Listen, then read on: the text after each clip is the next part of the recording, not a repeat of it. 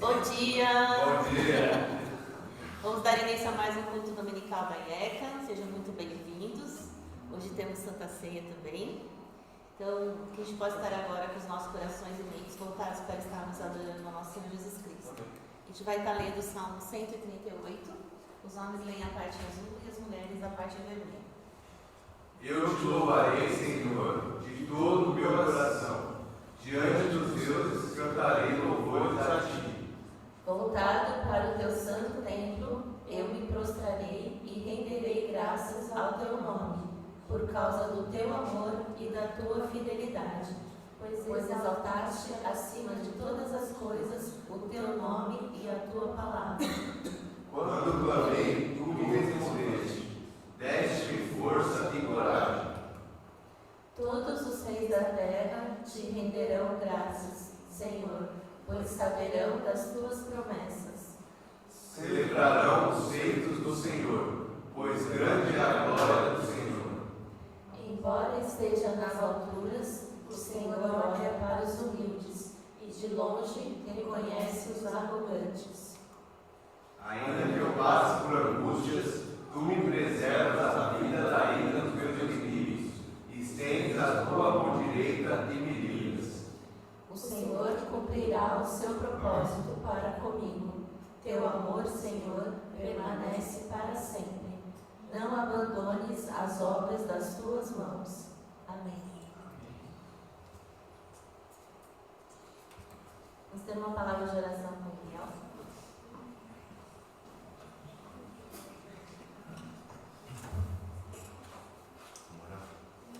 Deus Pai, te agradecemos, Senhor, por mais um dia de vida, podemos estarmos aqui em tua casa para te louvar e aprender mais sobre a tua palavra, Senhor.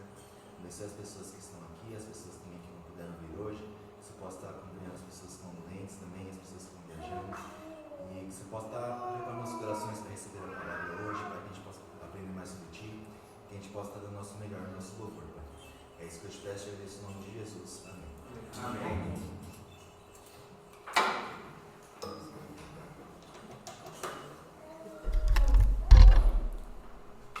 Bom dia, pessoal. Muito bom estarmos aqui na casa do Senhor novamente. Mais uma semana se passou, Deus preservou a nossa vida mais uma vez. E vamos louvar o nome dele por causa disso.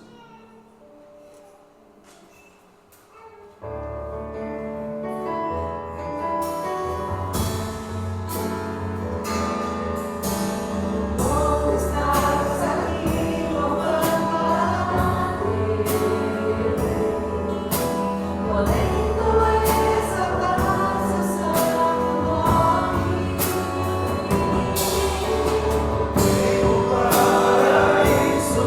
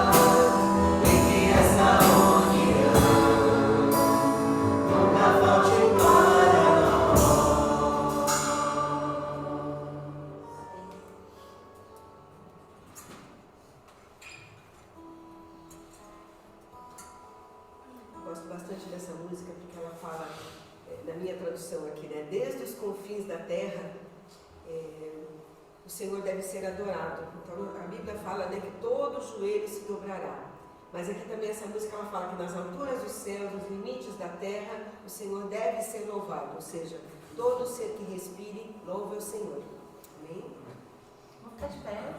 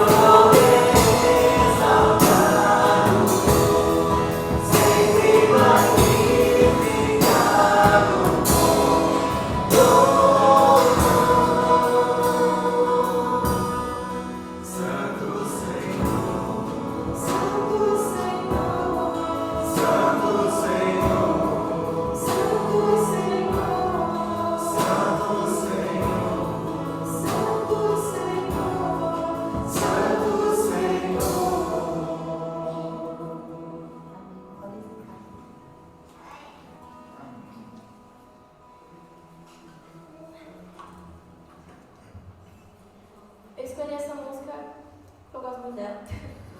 Ela é uma música que, inclusive, a gente estava conversando no grupo de louvor. Essa música, ela faz quase exatamente um ano desde a última vez que a gente tocou ela. A gente tocou a última vez, foi 7 de julho de 2024. Hoje é dia 6 de julho de 2025, então faz quase um ano. Então acho que já estava na hora de cantar ela. Eu sei que vocês não me conhecem, então vou cantar.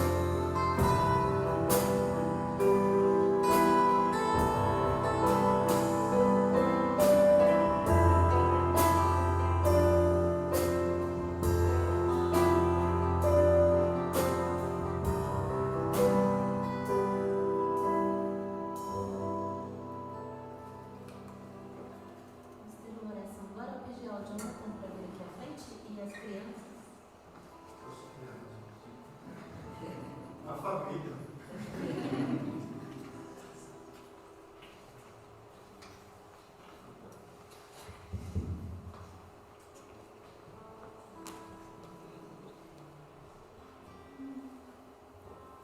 Vamos orar. Ó Pai amado, Santo Deus, Santo Senhor, nós estamos aqui nesse dia, criado por Ti, Senhor. Mais um dia que nossas vidas foram renovadas. Nós estamos alegres, Senhor, porque nós recebemos bênçãos de Ti de todas as formas. Somos curados, somos tratados, nós somos alimentados por Ti, com alimento, mas também pelo Teu Espírito, Senhor. E cada dia nós andamos, sabemos que Tu estás conosco e somos muito gratos por isso, Pai. Agradecemos também por esse dia que estamos aqui nessa igreja para Te louvar e Te adorar, Senhor. E queremos pedir para essas crianças, Pai Santo, que Tu possa estar abençoando elas, que Tu possa estar guardando elas, protegendo elas, Senhor, de homens maus, Pai. Que possa estar orientando seus pais de como ensinar a seus filhos, para que possam seguir os caminhos do Senhor. E pedimos uma bênção muito especial por elas, Pai. E pedimos, Senhor, que nossa igreja possa estar cheia de crianças um dia, Pai, para que nós possamos estar aqui em muitas famílias, Pai. Nós cremos nisso, Senhor. Nós queremos que nós vamos ter esse dia para ver. E peço agora, Senhor, que Tu possas também abençoando o Teu mensageiro hoje de manhã, Senhor. Dar-lhe sabedoria e que a palavra que sai da boca seja proveniente de Ti, Senhor. Em nome santo de Jesus Cristo nós oramos e agradecemos. Amém. Amém.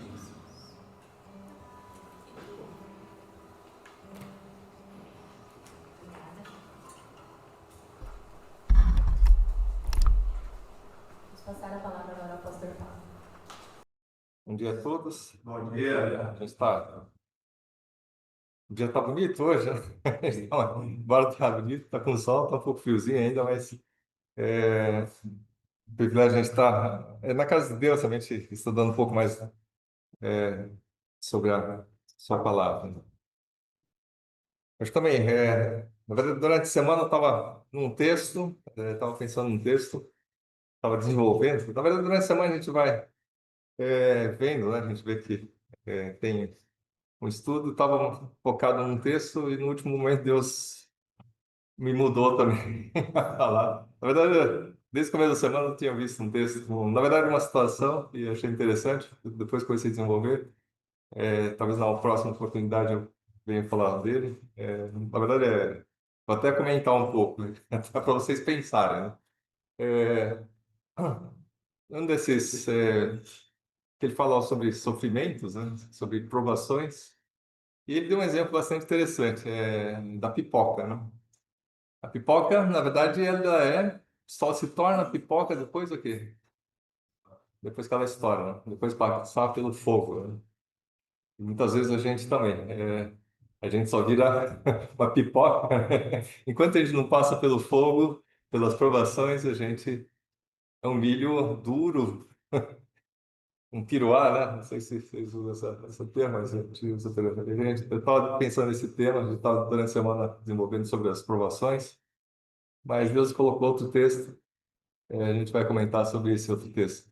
É até bom que a gente está mais na igreja, né? Hoje temos talvez poucos visitantes. A gente vê qual que é a função da igreja, né? Por que Deus instituiu a igreja, né? Na verdade, a igreja é o corpo de Cristo, né? E Ele nos deu uma missão especial, de proclamar o Evangelho. Nós que somos salvos em Cristo Jesus, nós que já tivemos essa oportunidade de conhecê-lo, nós temos essa missão, né? E missão dada é missão cumprida, né? Então, nos dá uma missão, realmente nós temos que cumprir. E independentemente, né, se isso até custe as nossas vidas, mas nós devemos cumprir a nossa missão. E Deus nos tem dado essa missão, realmente para o povo de Deus, de evangelizar. E quando nós falamos sobre evangelização, né, falamos sobre evangelho, quais são os evangelhos que nós conhecemos? Mateus, Marcos, Lucas e João. Mateus, Marcos, Lucas e João. Na verdade, eles formam, na verdade, os 4 evangelhos, né, que realmente, principalmente, eles focam na vida de Jesus Cristo. Tá? Então, o foco, na verdade, do evangelismo é Cristo, a vida de Cristo, né? Então, todos os evangelhos, né? Nós vamos ver um pouquinho, passar um pouquinho por cima, assim, mas o foco do evangelho, do evangelismo, é mostrar Cristo, mostrar Cristo. E quando nós vemos, por exemplo, o Velho Testamento, né? Desde que Deus criou o universo, né? Deus criou o homem, Deus criou as coisas. Logo no capítulo 3, o que aconteceu? Teve o incidente da queda do homem, né?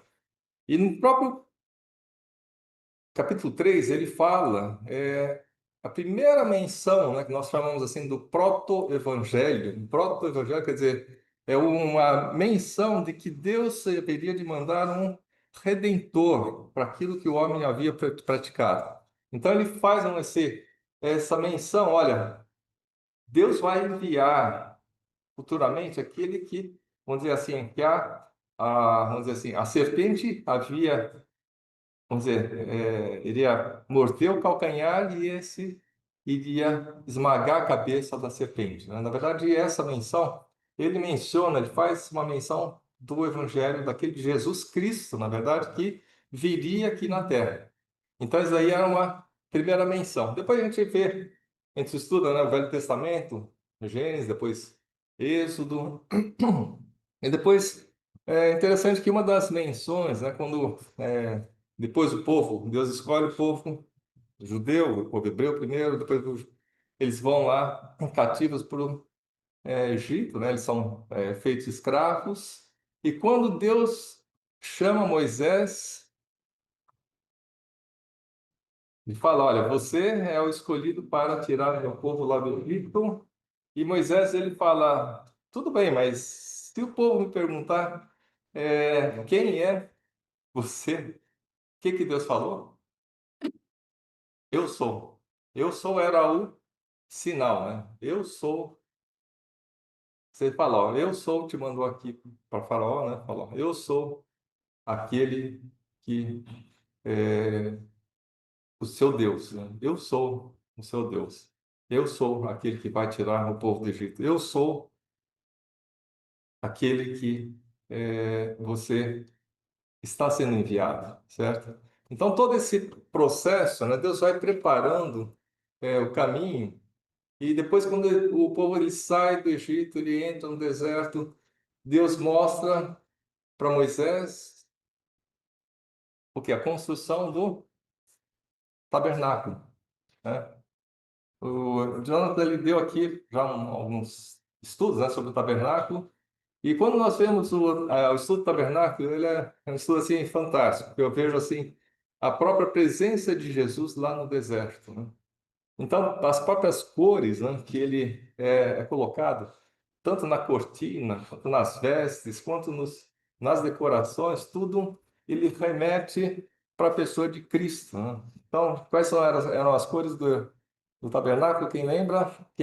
Quem fez o curso de catecúmenos, principalmente, quem estudou catecúmenos comigo lá, a gente viu quais eram as cores do tabernáculo. As cores. Da cortina, né, do tabernáculo, vamos dizer. Era isso mesmo. Aí, ó, a Bela vai falar. A branca, que mais? Uma das coisas é a branca. Oi? Dourado. Tinha também dourado, mas não era dourado. Tinha vermelho, o carmesim, né? O que mais? Amarelo. Amarelo não tinha amarelo. Púrpura, púrpura, o roxo, não, púrpura e azul, tá? São quatro cores que tinha lá nas coisas do tabernáculo. E, na verdade, cada uma delas, elas representavam uma das facetas, né, da pessoa de Cristo, né, que aparecem no Evangelho. Então, por exemplo, é, Mateus, né, na verdade, foi um livro escrito para os judeus, né? Então, para os judeus. Então, a primeira apresentação de Jesus na Bíblia, quando ele entra lá, ele mostra a genealogia de Jesus Cristo. Ele começa de Jesus até ele para onde? Em Davi, né? Davi, o rei Davi, tá? Então ele vai até o rei Davi. Porque os judeus eles esperavam que eles sabiam que uma das coisas é que era o Messias iria vir de Davi, da raiz de Davi, né? Então, da raiz de Davi, então, um dos sinais que eles esperavam é que Jesus viesse da raiz de Davi. Ele deveria vir da raiz de Davi. Então, Jesus ele viria como um rei, né? Então, como um rei. Então, Mateus ele mostra Jesus como um rei, que é representado na cor púrpura, né? A cor púrpura, ele é uma cor da realeza. Então, os seis usavam aquelas cores púrpuras, né? Mostrando a realeza de Deus, né? Então, Jesus deveria vir é, de Davi como um rei. Então, esse daqui era um ponto, um dos sinais que Jesus haveria sido colocado aqui. E aparecia lá no deserto, lá no tabernáculo, né? A cor púrpura. E Marcos, na verdade, ele foi escrito por João Marcos, né? O Evangelho de João Marcos. Ele mostra Jesus Cristo como sendo. Ele foi escrito para os romanos, né? Foi escrito para pode falar, servo, né? Como servo, tá? Então, dois terços da população romana naquela época era composta por servos, por escravos, né? E Jesus ele veio como servo, né? Então, como aquela pessoa que haveria de ser é, morta, crucificada, por isso que a cor carmesim, né, o vermelho, né, representa Jesus Cristo vindo dessa forma, né? Sacrificial, como um servo sofredor, e fazia parte das coisas da verdade. E mais para frente, Lucas, ele é um médico, né? Que ele escreve a epístola, o Evangelho de Lucas. Ele mostra desde o início, Lucas foi escrito para os gregos, né? Então ele foi escrito mais ou menos para os gregos. E ele mostra a genealogia de Jesus, vindo Jesus de quem? De Adão, né? Então, de Adão e Adão, filho de Deus. Então, ele mostra essa genealogia de Jesus desde Adão, ele chegando até Deus. Por quê? Por os gregos, né? A mitologia grega mostra que Deus se aparecia ou se apresentava na Terra em forma humana, né? Então, ele vinha em forma humana como sendo filho do homem, né? Filho do homem. Então, Lucas, ele dá essa menção, né? Então, a cor branca, na verdade, é, ele mostra Jesus como sendo homem, ou filho do homem. Então, ele dá essa menção. E João, finalmente João, né, o discípulo João, ele mostra na cor azul, né, Jesus como sendo filho de Deus, né? E essa, quer dizer, os gregos eram filho do homem, né? E branco, representando filho do homem sem pecado, e João, o azul, Jesus sendo filho de Deus. Então, por isso que ele completa, né, vamos dizer assim, esses quatro aspectos da vida de Jesus ou de Cristo, né, aqui na Terra. E é interessante que eu estava vendo esse texto. Hoje a gente vai ver o texto de João, capítulo 6.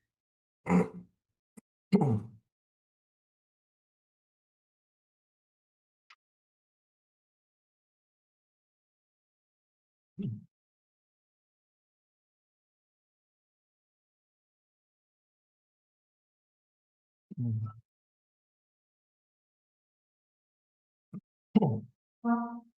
verdade, o livro de João, o Evangelho de João, ele mostra Jesus Cristo desde o princípio como sendo João ele foi escrito para os gentios, né, ou para nós, né, na verdade todos que assim estamos aqui, né, Maria, né, mostra Jesus como sendo Deus, Filho de Deus. Então, desde o começo ele fala assim, no princípio era o verbo estava com Deus, o verbo era Deus, né? Então, essa daqui é a menção, a primeira passagem que a gente vê de João. Interessante que ele começa praticamente igual Gênesis, né? Gênesis começa no princípio, criou Deus os céus e a terra. E aqui em João ele fala que no princípio era o verbo, e o verbo era Deus, e o verbo estava com Deus, né? Então, a gente vê... João ele faz essa apresentação de Jesus Cristo, né, como sendo o Filho de Deus. E é interessante que em João, no livro de João, ele faz, o único evangelho que faz a menção de 7 passagens que Jesus fala que ele é. Então, esse primeiro texto, né, de João, capítulo 6, vamos ver do verso 22 até o verso 40. Nosso leitor oficial. No dia seguinte, a multidão que ficara do outro lado do mar notou que ali não havia senão um pequeno barco e que Jesus não embarcara nele com seus discípulos, tendo esses partido sós. Entretanto, outros barquinhos chegaram aos milhares, perto do lugar onde comeram o pão, tendo o Senhor dado graças. Quando, pois, viu a multidão que Jesus não estava ali, nem os seus discípulos, tomaram os barcos e partiram para Cafarnaum, à sua procura. E, tendo-o encontrado no outro lado do mar, lhes perguntaram: Mestre, quando chegaste aqui? Respondeu-lhe Jesus: Em verdade vos digo, vós me procurais, não porque vistes sinais, mas porque comeste os pães e vos fartastes. É 40. Trabalhai não pela comida que perece, mas pela que subsiste para a vida eterna, a qual o Filho do Homem vos dará, porque Deus, o Pai, o confirmou com o seu selo. Dirigiram-se, pois, a ele, perguntando: Que faremos para realizar as obras de Deus? Respondeu-lhe Jesus: A obra de Deus é esta, que criais naquele que por ele foi enviado. Então lhe disseram eles: Que sinal fazes para que o vejamos e criemos em ti? Quais são os teus feitos? Nossos pais comeram o maná no deserto, como está escrito: Deu-lhes a comer pão do céu. Replicou-lhe Jesus: Em verdade vos digo, não foi Moisés que vos deu o pão do céu. O verdadeiro pão do céu é meu Pai que vos dá. Porque o pão de Deus é o que desce do céu e dá vida ao mundo. Então lhe disseram: Senhor, dá-nos sempre desse pão. Declarou-lhes, pois, Jesus: Eu sou o pão da vida. O que vem a mim jamais terá fome, e o que crê em mim jamais terá sede. Porém, eu vos já disse que, embora me tenhais visto, não credes. Todo aquele que o Pai me dá, esse virá a mim. O que vem a mim, de modo nenhum o lançarei fora. Porque eu desci do céu, não para fazer a minha própria vontade, e sim a vontade daquele que me enviou. E a vontade de quem me enviou é esta, que nenhum eu perca de todos os que me deu. Pelo contrário, eu o ressuscitarei no último dia. De fato, a vontade de meu Pai é que todo homem que vir, o Filho e nele crer, tenha a vida eterna. E eu o ressuscitarei no último dia. Amém. Nós temos aqui, primeira coisa, né, que os discípulos começaram a seguir Jesus. Na verdade, conhecemos os 12 discípulos de Jesus, mas Jesus tinha vários outros discípulos, né, que seguiam Jesus, mulheres, né, que eles acompanhavam durante Jesus nas viagens.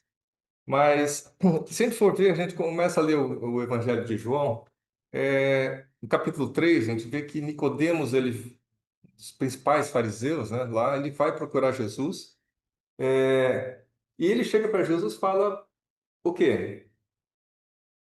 Olha, Alguém se lembra? Não?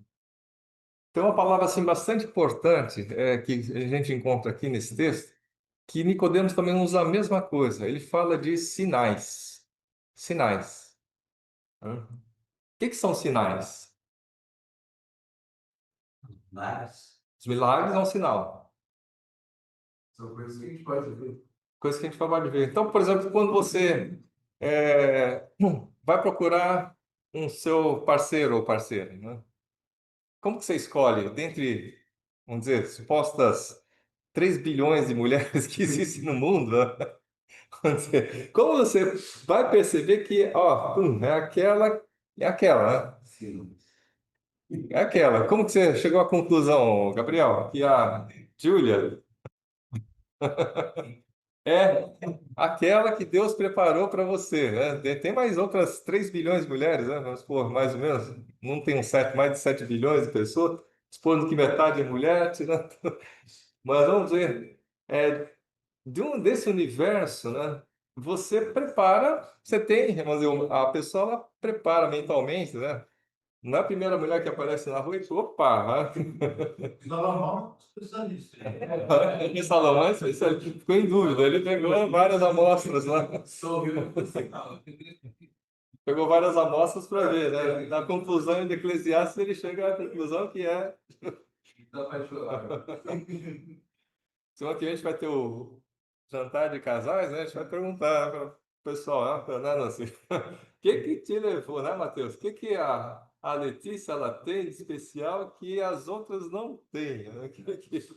Não é assim? Quando a gente escolhe uma pessoa, a gente escolhe por certas características, por certos sinais, né? Ontem a Célia estava comentando, né? A Labi falou que sobre Eliel, que a Dai, né? Na verdade, escolher a Dai, ela tem que ter algumas características. E uma aqui, qual que era mesmo? Canta bem. Oi? Canta bem. Canta bem. Outra aqui, Cozinha igual o Masterchef. cozinha igual a Masterchef. Outra, E treina que nem ele. treina igual a ele. Então, se não tiver, pelo menos essa, eu colocaria a quarta. Que fosse cuidasse bem das crianças, né? Cada ganhou 3 crianças.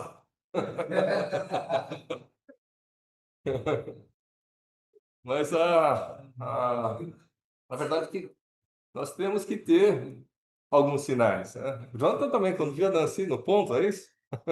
Passou lá adiante, ela falou, opa, tem os sensores ligaram, falou, opa, é aquela. Aí foi lá, né? Ela achou que tinha dinheiro. Eu achei que não tinha dinheiro. Então essa que era o sinal que tinha que ser. Então todos nós temos, né? Se você for pensar, pensa bem, né? Quais os sinais, né? Veja o seu sinal pela qual você se apaixonou, por aquela pessoa que você procura, ou procurou, que você encontrou, graças a Deus. Mas nós temos essa percepção de sinais. São características, né? E no Velho Testamento haviam vários sinais sobre a vinda de Jesus, sobre o Messias. Então, na verdade, quando Nicodemos ele vai procurar Jesus, né? Ele chega para Jesus e fala: olha, sabemos que tu és mestre, né? Vindo da parte de Deus, porque ninguém faz os sinais que tu fazes se Deus não for com ele. Então ele tinha alguns sinais. Nicodemos era um fariseu que já tinha estudado muito o Velho Testamento, e ele sabia, olha, o Messias teria que ter esses sinais. E aqui os discípulos, né, eles falam, no verso 30, então disseram eles: que sinal fazes para que vejamos e creiamos em ti? Quais são os teus feitos? Quais são os sinais que Jesus ele tinha, né? Ou que ele demonstrava que ele era o Messias, né? Que ele era filho de Deus, que ele era a pessoa, né, que eles deveriam crer. Então, por exemplo, quando nós pegamos, né, desde o Velho Testamento, todas as indicações, né, todas as profecias, né, elas se cumprem em Cristo. Na verdade, todo os sinais, todas as coisas que nós lemos, né, elas sinalizam para Cristo como sendo Messias, Cristo sendo o Salvador. E aqui é a primeira vez que Jesus ele fala: Eu sou o pão da vida. Eu sou o pão. É...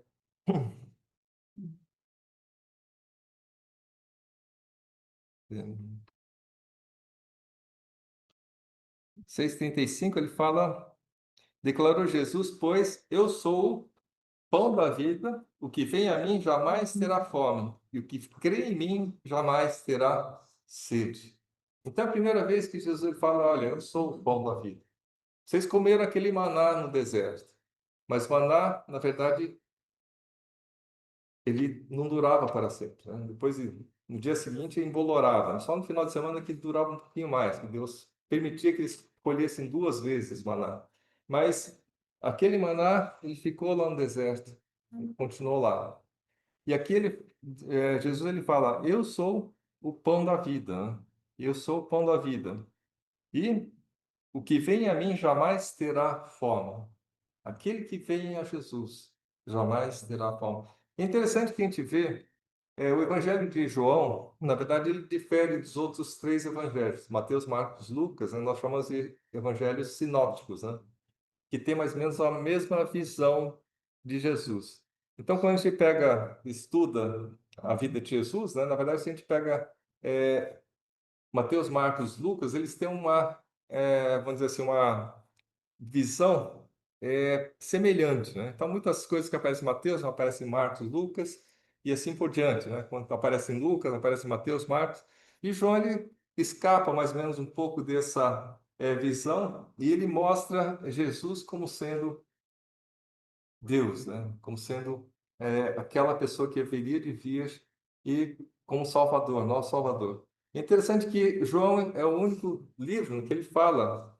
A gente vai estudar mais para frente, mas começando por capítulo 6, ele fala: Eu sou o pão da vida, né? Depois, mais para frente, em João 8:12, ele fala: Eu sou a luz do mundo, tá?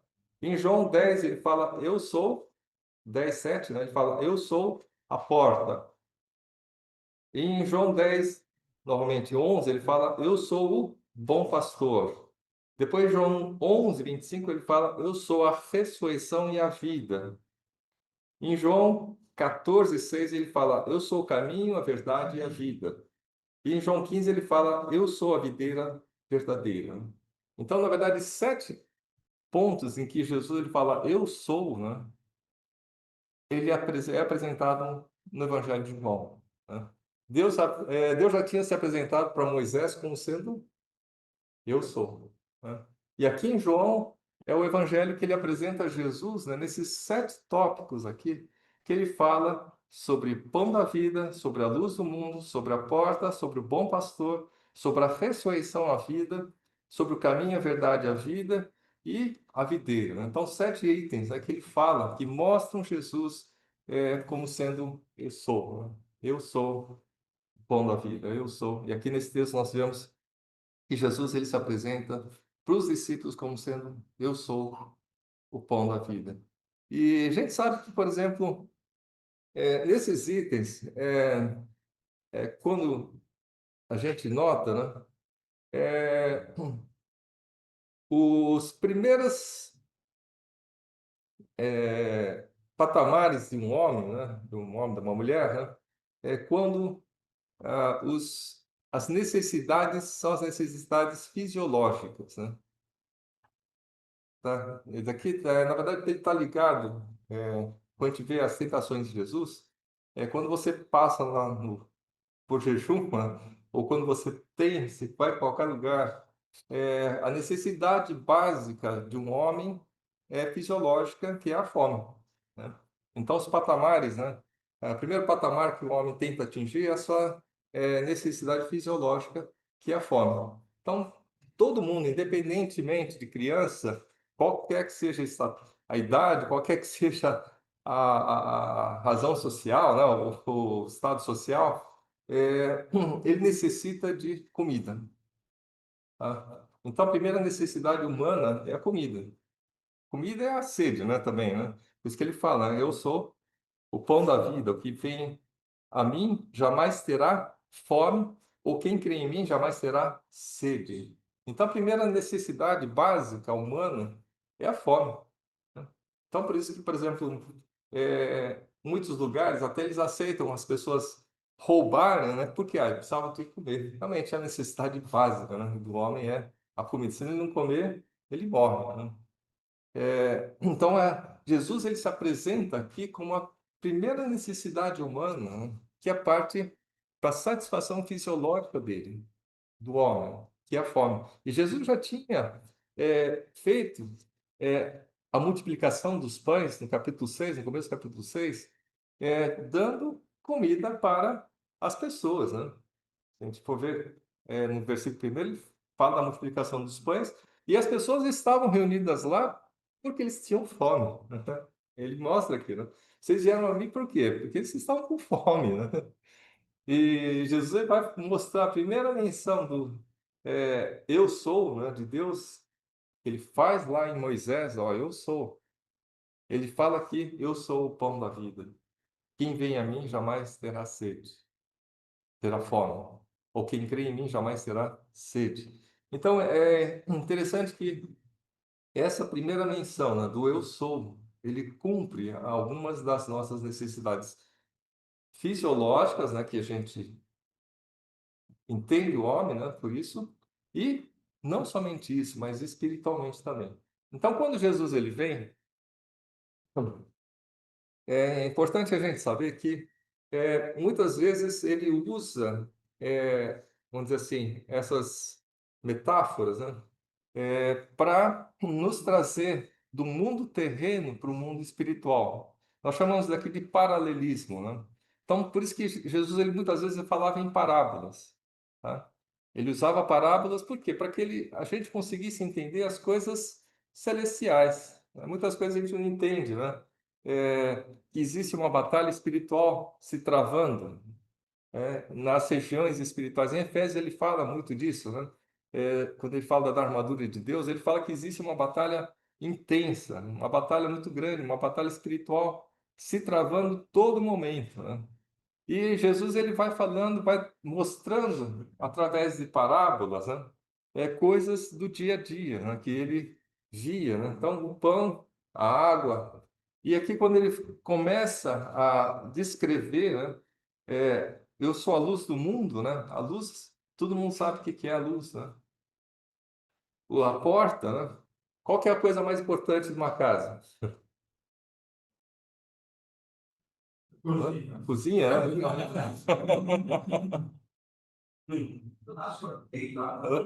A porta, né? A porta de entrada, né? Quando você vai, você está do lado de fora, você não... Quando você chega numa casa, onde que é a porta, né?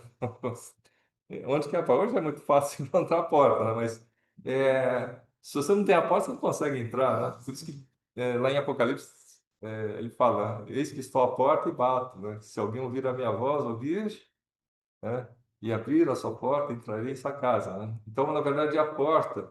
é, Então, ele mostra algumas coisas nesse paralelismo no mundo físico, né, para mostrar o mundo espiritual, o paralelismo da parte espiritual. Depois ele fala, eu sou o bom pastor.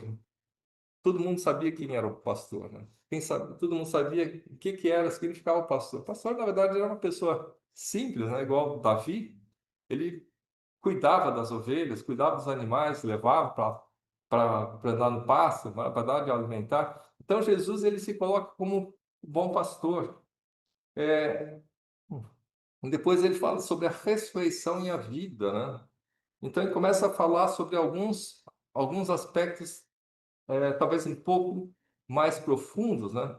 E depois ele fala do caminho, a verdade e a vida, né? Todo mundo sabia o que que era o caminho, né? Todo mundo sabia o que que é a verdade, todo mundo sabia o que que era a vida. E depois ele fala sobre a videira verdadeira, né? Todo mundo sabia o que que era a videira, né? Então, Jesus ele toca, né, nesses 7 pontos. É interessante que ele toca esses 7 pontos para mostrar que Jesus ele é o caminho. Jesus ele é o pão da vida. Jesus ele é o bom pastor. Jesus, ele é a videira verdadeira. Então, nesses pontos, Jesus, ele vai se mostrando.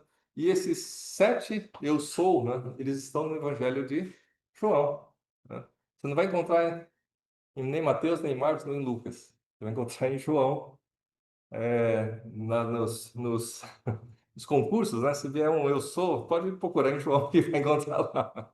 Não adianta você procurar em Mateus, Marcos, Lucas, você não vai encontrar. Você vai encontrar em João, Jesus falando, eu sou o pão da vida.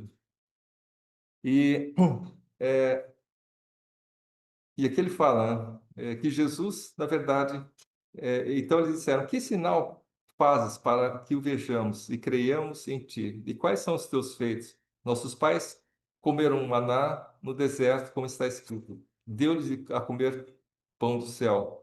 Replicou-lhe Jesus, em verdade vos digo, não foi Moisés quem vos deu pão do céu. O verdadeiro pão do céu é meu Pai quem vos dá. Porque o pão de Deus é o que desce do céu e dá vida ao mundo. Então lhe disseram, Senhor, dá-nos sempre desse pão. Declarou-lhe, pois, Jesus. Eles estavam pensando ainda do milagre que Jesus tinha feito, né? Ele pensava, opa, vou seguir isso daqui, porque se eu estiver perto de Jesus, vai ter pão, né? Ele tinha feito aquele milagre dos pães no começo do capítulo, né? E então ele fala, opa, vamos seguir isso aqui, que então eles disseram, Senhor, dá sempre desse pão, né? Vamos seguir a Jesus, porque enquanto estiver perto dele, vai ter pão, né? Esse aqui foi mais ou menos o que aqueles discípulos estavam falando. Mas o que Jesus responde? Respondeu-lhe, declarou-lhe Jesus, eu sou o pão da vida. O que vem a mim jamais terá fome, e o que crê em mim jamais terá sede. Porém vos disse, embora me tenhais visto, não credes. Todo aquele que o Pai me dá, esse virá a mim, e o que vem a mim, de modo nenhum o lançarei fora. Isso aqui é uma das promessas. Quando nós vamos para Jesus, ele de modo nenhum nos lança fora. Quando nós estamos com Jesus, ele de modo nenhum ele nos vai lançar fora. Por isso que nós devemos sempre estar caminhando com Jesus, né? Porque essa aqui é uma das promessas, né, que ele faz. Quem vem a mim, de modo nenhum ele vai nos lançar fora. Porque eu desci do céu não para que fazer a vontade, e sim a vontade daquele que me enviou. Então, aquele mostra, Jesus ele não veio para se satisfazer, para fazer a vontade dele, mas para fazer a vontade de Deus. Na verdade, é a vontade daquele que me enviou. E a vontade que me enviou é essa, que nenhum eu perca de todos os que me deu. Pelo contrário, eu ressuscitarei no último dia. Então, isso aqui é mais uma promessa, que Deus vai ressuscitar. Quem realmente que chegou até Jesus, quem creu em Jesus, de modo algum, ele vai lançar fora. E ele vai ressuscitar no último dia. Então, nós vamos ser ressuscitados. Uma das promessas de Jesus. De fato, a vontade de meu Pai é que todo homem que vir o Filho e nele crer tenha a vida eterna. Quem crer em Jesus Cristo tenha a vida eterna. E eu ressuscitarei no último dia. Então, essa é uma das promessas de Jesus, né? Que nós cremos em Jesus. Nós temos o pão da vida, nós temos, vamos dizer assim, ele nos sacia, né, da fome e da sede, né? Ele realmente nos dá a vida eterna e nos ressuscitará, né, no último dia, na vinda de Cristo, né? Então, tem a segunda parte, né, na verdade, que ele faz uma menção, a murmuração dos judeus aqui, que ele toma, que ele faz, é, na verdade, alguns fariseus, né, que estavam lá perto e tal, eles não entendem, eles pensam que Jesus era para comer a carne de Jesus. Opa, vamos comer a carne, né? Vamos ver o sangue de Jesus, né? É como se fosse um canibalismo, né? Alguma coisa assim. E essa aí era uma das coisas que, por exemplo, os judeus não entendiam, né? Os fariseus não entendiam vamos dizer assim, esse paralelismo, né? Que realmente tem É,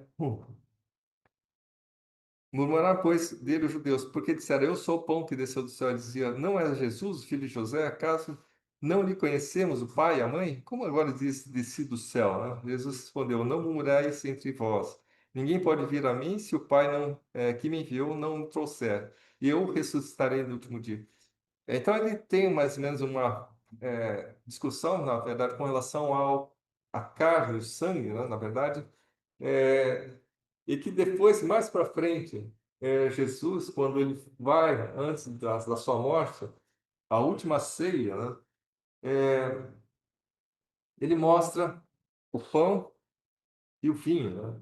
E ele fala para os discípulos que estão lá, esse é o meu corpo, fazer isso todas as vezes para lembrar de mim, né?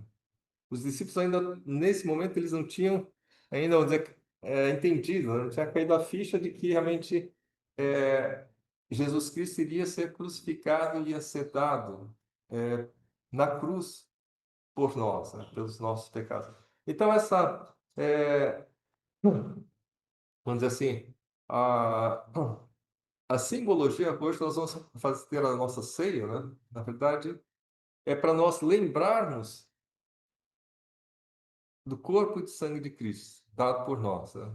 E nós devemos fazer isso todas as vezes, né? E para lembrança, para nós realmente, a gente faz assim, para instigar principalmente aos nossos filhos, para as próximas gerações, né? Que esse é o corpo, esse pão representa o corpo de Cristo e o sangue representa, o vinho, né? Representa o sangue de Cristo derramado por nós.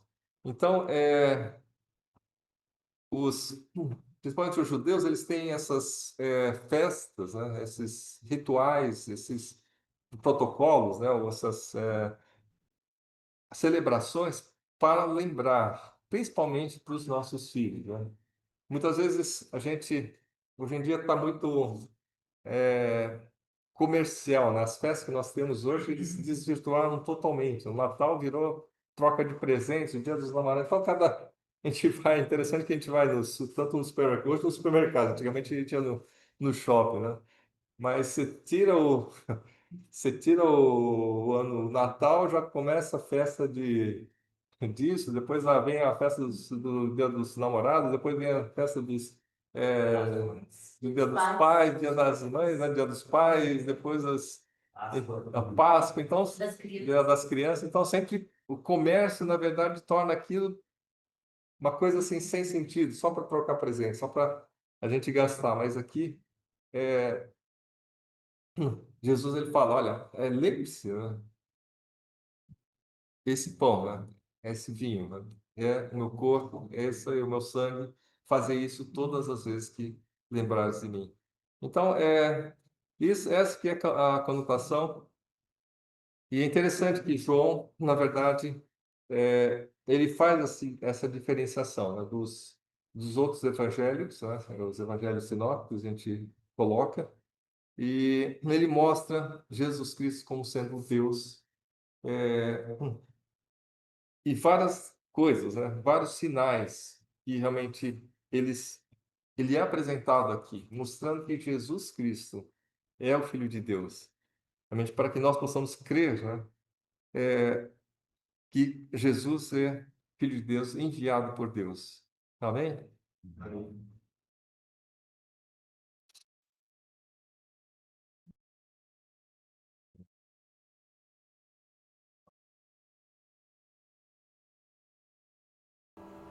Bom, através desse cântico a gente vai lembrar que realmente Jesus é quem nos salva, né? Aqui ele fala que Cristo move as montanhas e tem o poder para salvar. Ele é o autor da salvação, ele venceu a morte. E eu gosto bastante dessa parte da música que fala que ele nos aceita, né? Com os nossos medos, as nossas falhas, os nossos temores, né? E que a gente possa estar fazendo aqui, como diz esse cântico, que a gente possa estar brilhando a luz de Jesus para a glória de Deus, para a glória do Senhor Jesus. Então vamos ficar de pé e cantar essa música e nos preparar para a Santa Ceia.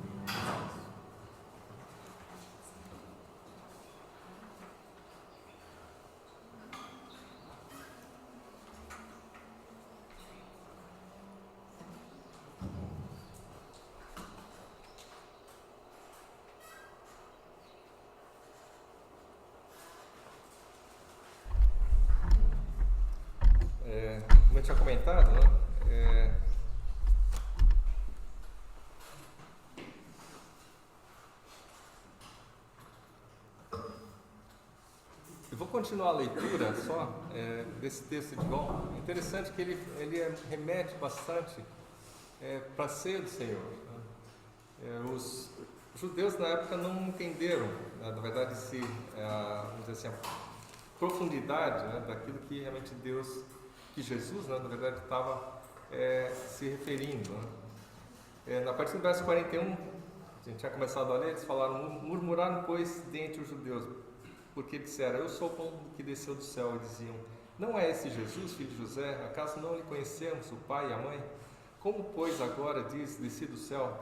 Respondeu Jesus: não murmureis entre vós, ninguém pode vir a mim se o Pai que me enviou não o trouxer. E eu ressuscitarei no último dia. Está escrito nas profecias, né, dos sinais, e serão todos ensinados por Deus. Portanto, todo aquele que da parte do Pai tem ouvido e aprendido, esse vem a mim. Não que alguém tenha visto o Pai, salvo aquele que vem de Deus, esse o tem visto. Em verdade vos digo, quem crê em mim tem a vida eterna. Eu sou o pão da vida. Vossos pais comeram maná no deserto e morreram. Esse é o pão que desce do céu, para que todo o que dele comer não pereça. Eu sou o pão vivo que desceu do céu. Se alguém comer, viverá eternamente. E o pão que eu darei pela vida do mundo é a minha carne. Disputavam, pois, os judeus entre si, dizendo: como pode esse dar-nos de comer a sua própria carne? Respondeu Jesus: em verdade vos digo, se não comerdes a carne do Filho do Homem e não beberdes o sangue, não tendes vida em vós mesmos. Quem comer a minha carne e beber o meu sangue tem a vida eterna, e eu ressuscitarei no último dia. Pois a minha carne é verdadeira comida, e o meu sangue é verdadeira bebida. Quem comer a minha carne e beber o meu sangue permanece em mim e eu nele. Assim como o Pai que vive me enviou, e igualmente eu vivo pelo Pai, também quem de mim se alimenta, por mim viverá. Esse é o pão que desceu do céu, em nada semelhante àquele que os vossos pais comeram, e contudo morreram. Quem comer esse pão viverá eternamente. Estas coisas disse Jesus quando ensinava na sinagoga de Cafarnaum.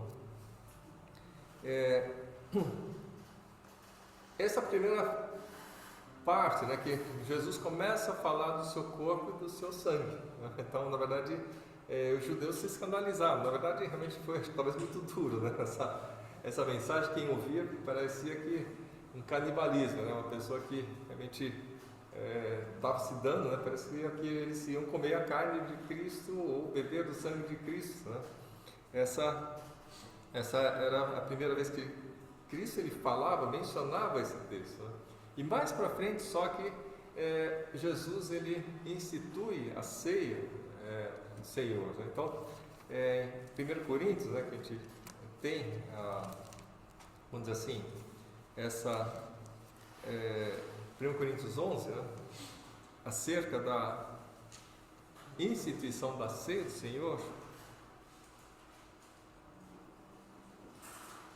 A partir do verso 17, mas vamos ver a partir do verso 23, que ele fala: porque eu recebi do Senhor o que também vos entreguei, que o Senhor, na noite em que foi traído, tomou o pão, na verdade, durante a ceia, né, que Jesus ele teve com os seus discípulos, e tendo dado graças, o partiu e disse: isso é o meu corpo que é dado por vós, fazei isso em memória de mim. Por semelhante modo, depois de haver ceado, tomou também o cálice, dizendo: esse é o cálice da nova aliança, no meu sangue. Fazei isso todas as vezes que beberdes em memória de mim. Porque todas as vezes que comerdes desse pão e beberdes o cálice, anunciais a morte do Senhor até que ele venha. Porque todas as vezes que comerdes esse pão e beberdes o cálice, anunciais a morte do Senhor até que ele venha. Por isso, aquele que come o pão e bebe do cálice do Senhor, indignamente será réu do corpo e do sangue do Senhor. Examine-se, pois, o homem a si mesmo, e assim coma do pão e beba do cálice. Pois quem come e bebe sem discernir o corpo, come e bebe juízo para si. Eis a razão porque há entre vós muitos fracos e doentes, e não poucos que dormem. Porque se julgássemos a nós mesmos, não seríamos julgados. Mas quando julgados, somos disciplinados pelo Senhor, para não sermos condenados com o mundo. Assim, pois, irmãos, meus, quando vos reunis para comer, esperai uns pelos outros. Se alguém tem fome, coma em casa, a fim de não vos reunirdes para juízo.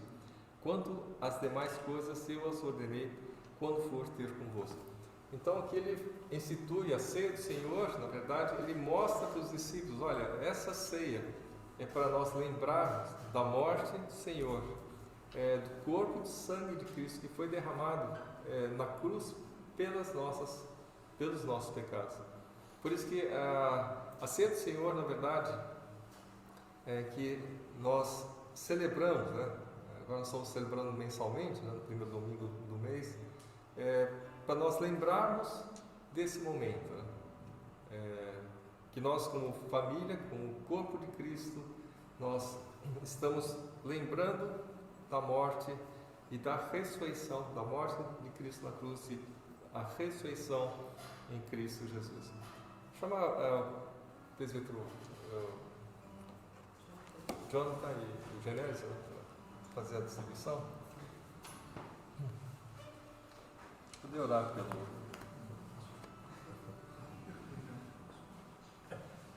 Genésio orar pelo. Vamos orar. Pai, nós te louvamos, nós te agradecemos, ó Pai, por esse momento tão precioso aqui, podemos participar da Santa Ceia do Senhor. Ó Deus, obrigado pela vida, Senhor, obrigado pela tua igreja, Pai. Obrigado porque tu nos deste a oportunidade, Senhor, de cada dia estarmos na tua presença, te louvando, te agradecendo, bendizendo o teu santo nome. Por isso nós te louvamos e te agradecemos em nome de Jesus. Amém. Amém.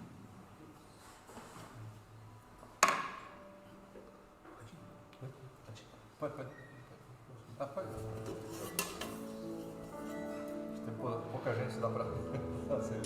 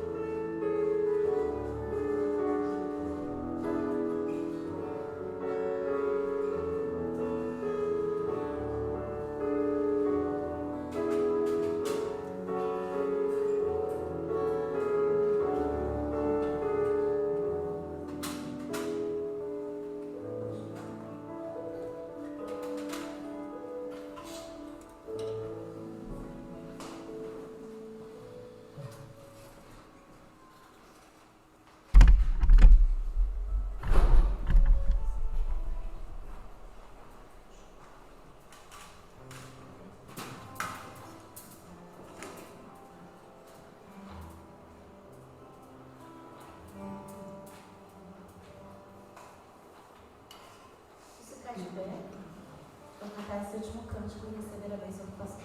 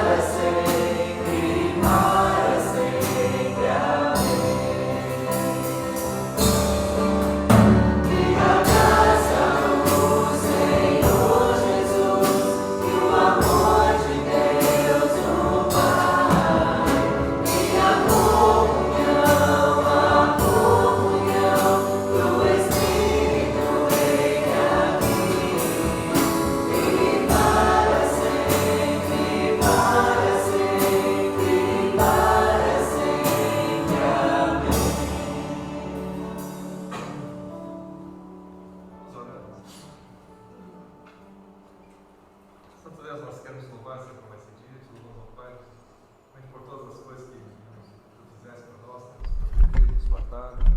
Te louvamos ao Pai por cada momento, Senhor, mesmo nos momentos difíceis, Senhor, que nós passamos, Senhor, mas podemos ter a sua mão, Senhor, sobre nós, saber que realmente tu estás conosco. Obrigado, Senhor, por Cristo Jesus, pela obra que está completa, Senhor, na cruz. Obrigado, Senhor, pela ressurreição em Cristo, Senhor, que nós podemos ter essa esperança, Senhor. Realmente possa estar abençoando também aqueles nossos irmãos que não estão aqui, Senhor, hoje. Abençoe, Senhor, cada uma das igrejas que se reúnem, Pai, para te louvar, para te adorar. E que a graça do nosso Senhor Jesus Cristo, o amor de Deus, a comunhão e a consolação do Espírito Santo esteja com cada um de nós e com todo o povo de Deus espalhado sobre a face da terra. Amém, Senhor. Amém.